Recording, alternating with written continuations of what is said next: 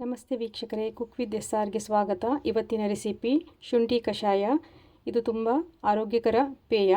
ಇದನ್ನು tea coffee ಬದಲು ಸಂಜೆ ಟೈಮಲ್ಲಿ ಒಂದ್ಸಲ ಕುಡಿಬಹುದು. ಹಾಗೆ ಇದು ಜ್ವರ, ನೆಗಡಿ, ಗಂಟಲು ಕೆರೆತ ಇರುವಾಗ ಸಹ ಸೇವಿಸಬಹುದಾದ ಒಂದು ಪೇಯ. ಒಂದ್ಸಲ ಟ್ರೈ ಮಾಡಿ ನೋಡಿ. ಈಗ ಇದನ್ನು ಹೇಗೆ ಮಾಡೋದು ಅಂತ ನೋಡುವ ಬನ್ನಿ. ನಾನು ಇವತ್ತು ಮನೆಯಲ್ಲೇ ಬೆಳೆದಂಥ ಶುಂಠಿಯನ್ನು ತಗೊಳ್ತಾ ಇದ್ದೇನೆ. ಇದು ನೋಡಿ, ಶುಂಠಿ ಗಿಡ ಇದನ್ನು ನಾನಿಲ್ಲಿ ಬೇರು ಸಮೇತ ತಗೊಂಡಿದ್ದೇನೆ. ಈ ಥರ ತೆಗಿಬಾರ್ದು, ಬರೀ ಶುಂಠಿಯನ್ನಷ್ಟೇ ತೆಗಿಬೇಕು. ನಾನಿಲ್ಲಿ ಗಿಡ ಸಮೇತ ತೆಗೆದಿದ್ದೇನೆ. ನನ್ನ ಅಮ್ಮ ನನಗೆ ಚೆನ್ನಾಗಿ ಬೈದಿದ್ದಾರೆ ಇವತ್ತು. ಈಗ ಹೇಗೆ ಮಾಡೋದು ಅಂತ ನೋಡುವ ಬನ್ನಿ. ಮೊದಲಿಗೆ ಒಂದು ಪಾತ್ರೆಯಲ್ಲಿ 3 ಲೋಟ ಆಗುವಷ್ಟು ನೀರನ್ನು ತಗೊಂಡಿದ್ದೇನೆ.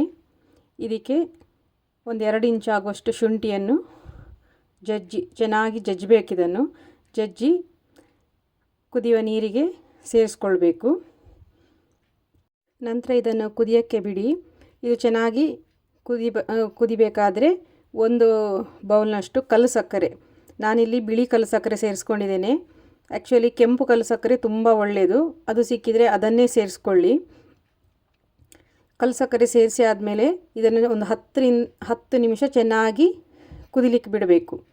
ಇದು ಚೆನ್ನಾಗಿ ಕುದ್ದ ಮೇಲೆ ಇದಕ್ಕೆ 1 ಲೋಟ ಹಾಲು, ನಾನಿಲ್ಲಿ 3 ಲೋಟ ನೀರಿಗೆ 1 ಲೋಟ ಹಾಲನ್ನು ಸೇರಿಸ್ಕೊಂಡಿದ್ದೇನೆ. 2 ಇಂಚು ಶುಂಠಿ ತಗೊಂಡಿದ್ದೇನೆ, 1 ಬೌಲು ಕಲ್ಸಕ್ಕರೆ ತಗೊಂಡಿದ್ದೇನೆ. ಇದು ಹಾಲು ಸೇರಿಸಿ ಆದಮೇಲೆ ಸಹ ಚೆನ್ನಾಗಿ ಕುದಿಬೇಕು. ಇದಿಷ್ಟು ಮಾಡಲಿಕ್ಕೆ ಒಂದು 15 ನಿಮಿಷ ಸಾಕು. ಈಗ ಇದನ್ನು ಒಂದು ಪಾತ್ರೆಯಲ್ಲಿ ಸೋಸಿ, ಈಗ ಇದು ರೆಡಿಯಾಗಿದೆ. ನೀವು ಬೇಕಾದರೆ 1-2 ಶೀತ ಜ್ವರ ಆದಾಗ ಬೇಕಾದರೆ 1-2 ಕಾಳು ಮೆಣಸು ಸಮೇತ ಇದಕ್ಕೆ ಹಾಕಿ ಕುದಿಸ್ಕೊಳ್ಬಹುದು. ಈಗ ಇದು ರೆಡಿಯಾಗಿದೆ.